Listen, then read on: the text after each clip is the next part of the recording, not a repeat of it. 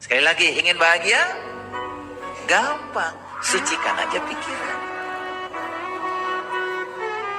Itu. Karena sumber penderitaan itu adalah pikiran yang gelap, pikiran yang jahat. Makanya pikiran yang gelap, pikiran yang jahat sering disebut ego. Dan ego itu kalau digambarkan persis seperti luka yang menganga.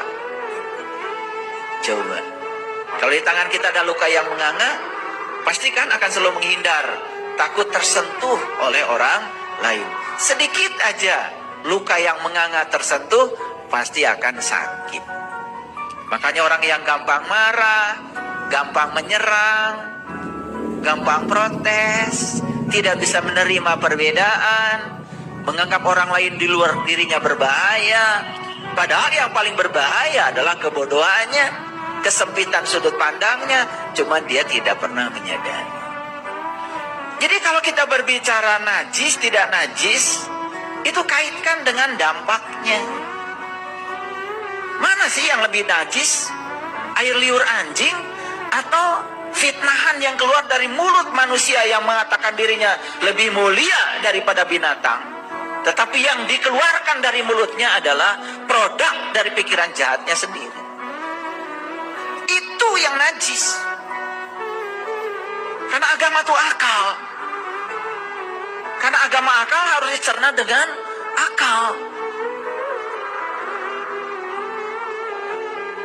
Ya, oleh karena itu, maka jaga pikiran kita supaya tetap suci.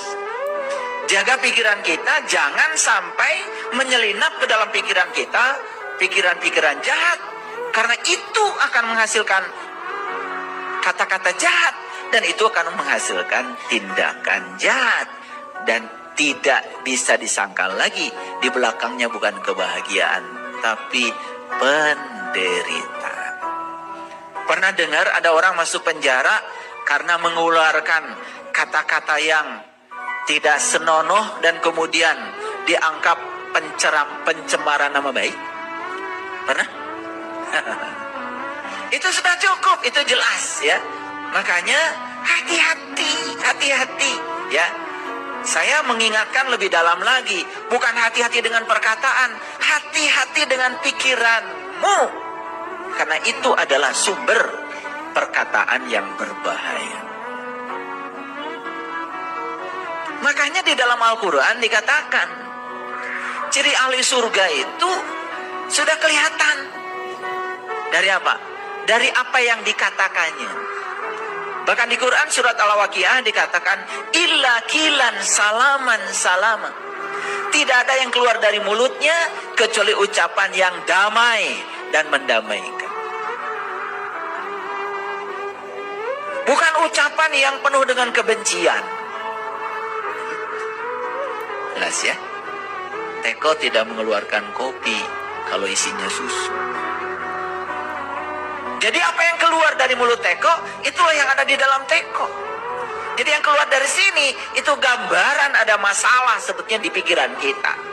Nah kalau pikiran gelap, pikiran jahat, itu berasal dari jiwa yang kotor. Itu sumber awalnya sebetulnya. Jadi kalau ditarik ke sana, itu sudah jelas. Ketika seseorang mengatakan kata-kata jahat, berarti pikirannya jahat, jelas. Itu pun belum selesai. Sumber utamanya adalah jiwanya kotor. Paham ya?